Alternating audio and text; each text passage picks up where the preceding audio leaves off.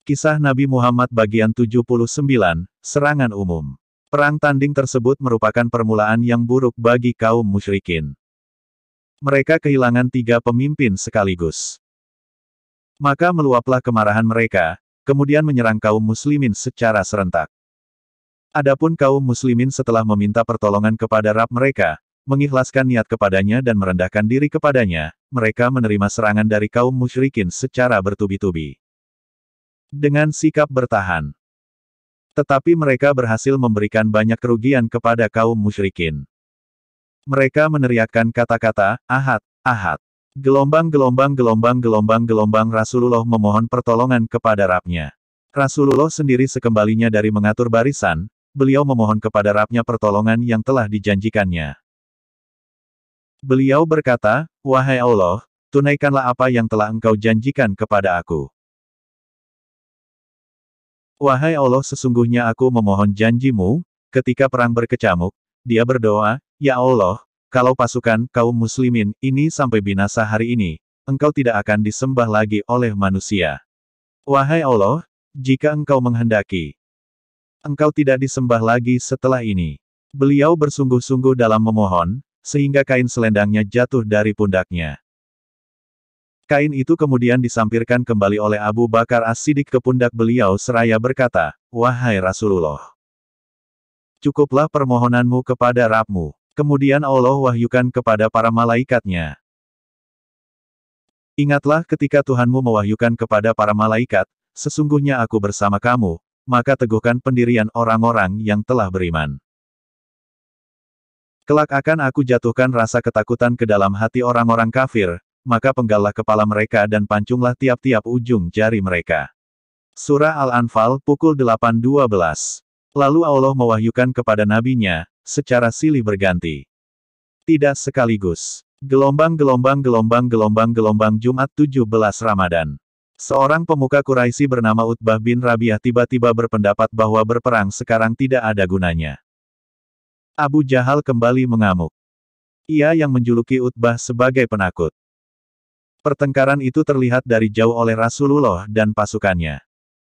Perlahan keyakinan mereka akan pertolongan Allah semakin kuat. Pendapat Utbah dibicarakan secara kilat oleh para pemuka Quraisy. Merasa malu jika mundur setelah berhadapan, para pemimpin Quraisy memutuskan untuk maju bertempur. Apalagi saat itu pasukan Quraisy jauh lebih banyak dengan persenjataan yang jauh lebih kuat. Seorang penulis sejarah menyebutkan bahwa saat itu, datanglah iblis yang menyerupai wajah Surakah bin Malik, pemimpin Bani Mutlij, bersama puluhan anak buahnya. Iblis berkata kepada para pemuka Quraisy, "Jangan takut memerangi Muhammad dan para sahabatnya. Kalau kamu kalah kami akan membantumu dari arah belakang." Tiba-tiba malaikat Jibril turun dan mendatangi iblis dengan cepat. Seketika itu juga Surakah gadungan dan anak buahnya melarikan diri. Seorang Quraisy berteriak heran, "Hendak kemana engkau, hai Surakah? Bukankah engkau tadi hendak membela kami? Mengapa engkau sekarang hendak pergi dari sini?" "Sudahlah," jawab iblis gusar, "aku melihat sesuatu yang tidak kau lihat." Setelah itu kedua pasukan pun saling berhadapan. Hari itu hari Jumat tanggal 17 Ramadan. Rasulullah bersabda, "Demi Dia yang memegang hidup Muhammad,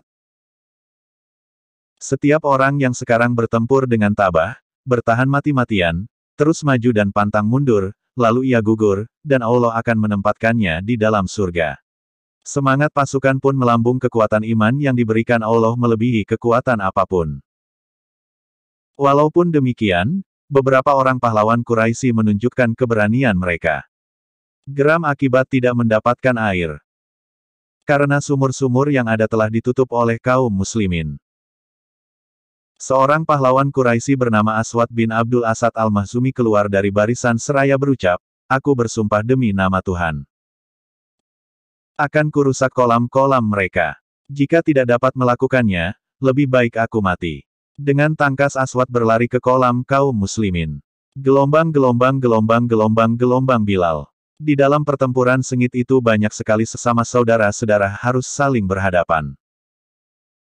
Beberapa orang pasukan Muslim menahan pedangnya agar tidak mengenai saudara-saudara mereka dari pihak Quraisy. Namun beberapa pahlawan yang imannya telah begitu kuat tidak lagi peduli dengan siapa mereka berhadapan. Mereka menyadari, apabila mereka baru melepaskan kesempatan untuk merobohkan musuh di hadapannya, musuh itu bisa membunuh tentara Islam yang lain. Padahal, saudara Muslim itulah yang seharusnya mereka bela melebihi saudara-saudara.